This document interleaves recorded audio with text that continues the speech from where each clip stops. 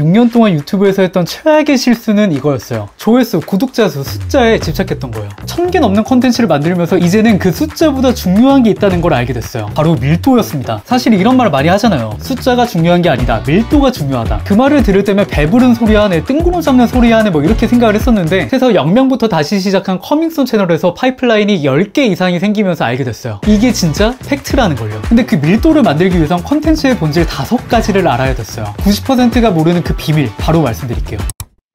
처음 유튜브를 시작했을 때 조회수 100회, 구독자 100명, 1000명 너무나도 작아 보이는 거예요. 근데 이 100이라는 숫자가 정말 그렇게 작을까요? 숫자가 아니라 사람으로 바꿔서 생각하면 모든 게 달라져요. 조회수라는 건 내 이야기를 들어준 사람의 숫자라는 거잖아요. 그랬을 때 조회수 100회라는 건 나는 100명 앞에서 강연을 했다라는 말과 똑같습니다. 이 100명을 초등학교 운동장에 쫙 세워본다고 생각을 해볼게요. 어떨까요? 운동장이 가득 찰 거예요. 시각적으로 100명을 보여주면 이렇고요, 1000명은 이렇고요, 10,000명은 이렇습니다. 지금 커밍손 채널의 구독자분들은 약 6만 명이 되는데요. 사실 이 6만이라는 숫자는 유튜브에서 그렇게 큰 숫자가 아니에요. 근데 6만 명을 사람으로 생각하면 이렇게 돼요. 어마어마하죠? 아마 유튜브에 찍히는 숫자만 보다가 이렇게 바꿔서 생각하면 전혀 작지 않은 숫자라는 걸 알 수 있어요. 아마 여러분들이 지금쯤 이런 생각이 드실 거예요. 숫자가 아닌 사람으로 생각해야 되는 건 알겠는데 왜 숫자보다 밀도가 중요하지? 숫자만 크면 되는 거 아니야? 이렇게 생각하실 수 있어요. 근데 제가 지난 6년 동안 다양한 채널들을 운영하고 분석하면서 알게 된 건 유튜브에서 가장 중요한 건 지속성이라는 거였어요. 유튜브를 시작하는 사람들한테는 꿈의 숫자죠. 10만 명을 달성해도 이 지속 가능성이 없어서 포기하거나 취업하시는 분들이 정말 많습니다. 그렇다면 이 지속 가능성은 어디서 생길까요? 지속 가능한 채널의 공통점은 빠르게 성장하는 채널이 아니라 밀도 있고 탄탄한 채널이었어요. 물론 유튜브를 키워나가다 보면 어쩔 수 없이 구독자 수, 조회수에 숫자에 매몰되는 상황이 생길 수밖에 없어요. 그럴 때면 항상 저는 10%의 법칙을 떠올립니다. 조회수가 1000회가 나왔든 10,000회가 나왔든 그 조회수 10%의 진짜 가치를 전달했는가, 그 10%의 문제를 분명하게 해결해 줬는가, 이게 반응도가 있든 없든 간에 매주마다 컨텐츠를 업로드할 수 있게 만들었던 저의 원동력이었어요. 선님 근데 10%는 너무 작은 거 아니에요? 이렇게 생각하실 수도 있는데, 근데 내 컨텐츠를 본 사람들 중에서 10%, 1%라도 내 상품과 서비스에 관심이 생기면 어떻게 될까요? 구매하게 되면 어떻게 될까요? 2000명이 봤는데 이거의 1%, 20명이 뭐 내 템플릿이나 상품 서비스를 구매를 했어요. 근데 하나당 단가가 3만원이에요. 그러면 나는 컨텐츠에서 2000회의 조회수가 나왔을 뿐인데 60만원을 벌게 된 거예요. 숫자보다 밀도가 중요한 이유가 이겁니다. 그러면 이 밀도를 만드는 컨텐츠를 어떻게 만들까요? 이걸 위해 우린 컨텐츠의 역할에 대해서 알아야 돼요.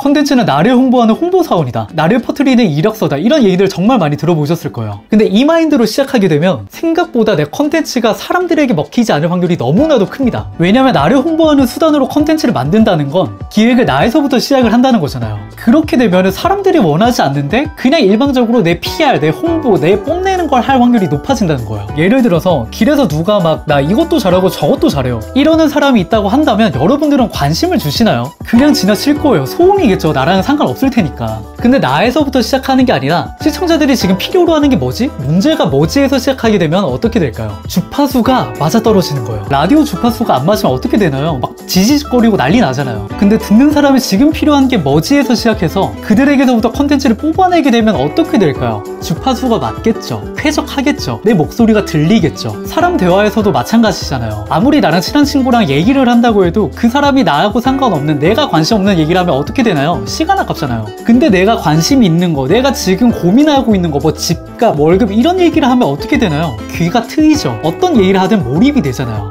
이 차이입니다. 이런 것처럼 누군가의 고민에서 출발해서 그 사람의 문제를 해결해 줄 때 전혀 연관성이 없었던 시청자와 크리에이터 간의 관계가 형성되게 되는 거예요. 다시 말해서 컨텐츠의 본질은 관계를 만들어 주는 겁니다. 주파수가 맞는 컨텐츠를 통해서 시청자는 나라는 크리에이터를 알게 되고, 크리에이터는 내 경험과 인사이트에 도움을 받은 사람이 생기게 되는 거죠. 여기서 재밌는 건 사람들은 자주 보이는, 눈에 익숙한 사람한테 호감을 갖게 된다는 겁니다. 그래서 우리가 실제로 본 적이 없는 유재석이나 TV에 자주 나오는 사람들을 좋아하고 내적 친밀감을 갖고 신뢰하게 되는 거죠. 내가 그 사람한테 계속해서 가치를 주고 눈에 띄게 되면 어떻게 될까요? 채널의 밀도가 자연스럽게 높아질 수밖에 없어요. 그 과정에서 내가 의도하지 않았더라도 자연스럽게 내가 뭐 하는 사람인지, 어떤 경험이 있는 사람인지가 컨텐츠를 통해서 퍼지게 되는 거고, 그 과정에서 자연스럽게 내 파이프라인이 생겨나게 되는 거죠. 비슷한 상품이나 서비스를 판다고 했을 때 당연히 호감이 생긴, 신뢰도가 형성된 나한테 구매를 하게 되겠죠. 이런 것처럼 컨텐츠는 관계를 만들기 위한 수단이라는 걸 알아야 됩니다. 근데 그랬을 때 컨텐츠로 관계를 만들기 위해선 내 컨텐츠를 보게 만들어야 되잖아요. 그러면 사람들이 보기에 어떻게 컨텐츠를 기획해야 될까요? 컨텐츠를 1000개 넘게 만들다 보니까 알게 된 게 있어요. 바로 컨텐츠 기획 방정식인데, 간단하게 설명드리면 나라는 브랜드에서 출발해서 시청자에게 도달하게 만들기 위해서는 결국 이 두 가지 모두가 들어가 있어야 돼요. 내 경험과 인사이트, 사람들의 니즈, 여기서 콘텐츠가 나와야 돼요. 한번 브랜드에서 만드는 상품들을 예시로 생각해 볼게요. 브랜드에서 아무 상품이나 막 만들까요? 먼저 브랜드 메시지가 명확하게 결정되고 사람들의 니즈에 맞게 상품과 서비스의 형태로 만들어지는 거잖아요. 세계적인 메가 브랜드 애플이나 나이키에서만 봐도 그렇죠. 근데 이 두 가지 중에 하나라도 없으면 어떻게 될까요? 니즈를 파악하지 않으면 사람들한테 외면당할 거고요. 브랜드 메시지를 담지 않으면 차별성이 사라지겠죠. 그렇게 되면 지속 가능하기 어렵겠죠. 처음 유튜브를 시작했을 때 저도 이 두 가지를 몰랐다 보니까, 그러다 보니까 내가 좋아하는 거, 내 생각대로만 컨텐츠를 만들거나, 그나마 사람들의 니즈를 파악해서 컨텐츠를 만들었을 때는 내 메시지와 경험을 넣지 않았어요. 여기서 많은 분들이 내 브랜드 메시지를 찾는 법, 사람들의 니즈를 파악하는 법을 궁금해 하실 텐데, 오늘은 사람들의 니즈를 파악하는 방법 중 한 가지를 공유해 드릴게요. 바로 관련된 주제의 채널을 구독하는 거예요. 한두 개가 아니에요. 30개에서 50개 정도 구독을 하는 거예요. 그렇게 되면 이렇게 한눈에 그 채널들에서 어떤 컨텐츠를 만드는지, 반응도가 어떤지를 파악할 수 있어요. 그렇게 되면 어떻게 될까요? 지금 사람들이 뭘 궁금해하고 뭘 원하는지 사람들의 니즈를 힘을 들이지 않고도 파악할 수 있습니다. 이렇게 구독템만 보면 되니까요. 근데 이렇게 내 브랜드에서 트렌드한 소재로 컨텐츠를 만들었더라도 구독으로 이어지지 않는 경우가 너무나도 많아요. 제 경험상 이걸 놓쳤더라고요. 바로 내 시청자가 내 컨텐츠를 보고 어떤 감정을 느끼게 만들지를 먼저 고민해야 된다는 거였어요. 저도 처음에 이 부분을 몰랐어요. 근데 뇌과학이나 브랜드들에서 찐팬을 어떻게 만드는지 전략을 분석하다 보니까 이걸 알게 된 거죠. 바로 사람은 상황이 아니라 감정으로 기억한다는 거였어요. 생각해보면 우린 어제 뭘 먹었는지, 뭘 했는지, 어떤 컨텐츠를 봤는지 대부분 기억하지 못합니다. 근데 어떤 포인트에서 감동을 받았거나 동기부여를 받았던가, 이런 감정을 유발하는 상황이나 컨텐츠가 있었다면 어떻나요? 더 쉽게 기억할 수 있을 거예요. 그렇기 때문에 우리는 컨텐츠에서 정보만 주는 게 아니라 내 메시지, 내 경험을 담아서 감정을 유발해야 돼요. 근데 사실 이 감정을 유발한다는 것 자체가 쉽지 않잖아요. 그래서 제가 사용하는 비밀 한 가지를 공유 드릴게요. 여러분들도 아시는 것처럼 저는 퇴사하고 퍼스널 브랜딩을 해나가는 과정을 모든 컨텐츠에서 공유하고 있어요. 근데 여기서 정말 중요한 건 단순하게 과정을 공유하는 게 아닙니다. 내가 이거를 왜 하는지, 그 목표, 그 목적을 이루기 위해서 나는 어떤 시행착오를 겪어 나가고 있는지, 그 과정을 공유해야 되는 거예요. 우리가 드라마나 영화, 애니메이션에서 주인공한테 몰입하는 이유가 뭘까요? 내가 하기 어려운 걸, 다른 사람들이 하기 어려운 걸 도전하고 그걸 헤쳐나가는 과정에 우리가 몰입하기 때문이에요. 해리포터는 절대적인 악이죠. 볼드모트를 해치우기 위해서 그런 시행착오를 겪어나가는 거고요. 반지의 제왕에서도 절대 반지를 없애기 위해 시행착오를 겪어가는 과정에 사람들이 몰입을 하고 열광을 하게 된단 말이에요. 우리는 여기에 집중을 해야 되는 거죠. 이것처럼 실제로 프로세스 이코노미에서는 이제는 단순하게 결과를 보여주는 게 아니라 이걸 왜 하는지를 정하고 목표를 이뤄나가는 과정을 보여줘야 한다는 내용이 나오고요. 꿈과 돈이라는 책에서는 나라는 브랜드에 몰입하게 만들기 위해선 내 꿈을 계속해서 말하며 응원하기 위한 명분을 줘야 된다고 말합니다. 정리하면 이렇게 되는 거죠. 내가 이걸 왜 하는지 이유를 말하고 그 목표, 그 목적을 이루기 위해서 시행착오를 겪어가는 과정을 공유할 때 사람들의 감정을 유발할 수 있고, 그렇게 감정을 느꼈을 때 나라는 브랜드를, 내 컨텐츠를 더 오랫동안 기억하게 만들 수 있다는 거예요. 여기서 중요한 거는 이 감정은 행동을 유발한다는 거예요. 내 컨텐츠에서 감정을 느끼고 문제를 해결하고 라이프 스타일이 바뀌게 되면 어떻게 될까요? 데미안에선 이런 내용이 나옵니다. 사람은 본인의 세계를 확장시켜준 사람을 잊지 못한다고요. 내 채널, 내 브랜드의 밀도를 높이기 위해선 꼭 기억해야 되는 문장입니다. 근데 여러분, 하나의 컨텐츠에서 모든 사람에게 똑같은 감정을 느끼게 만들 수 있을까요? 그러기 쉽지 않을 거예요. 30대 남자라고 해도 어떤 라이프 스타일이고 어떤 사람인지에 따라서 다 달라질 테니까요. 그 사람들 모두의 감정을 움직이겠다는 말은 아무에게도 먹히지 않는 컨텐츠를 만들겠다는 말과 똑같아요. 그래서 우리는 이걸 알아야 됩니다.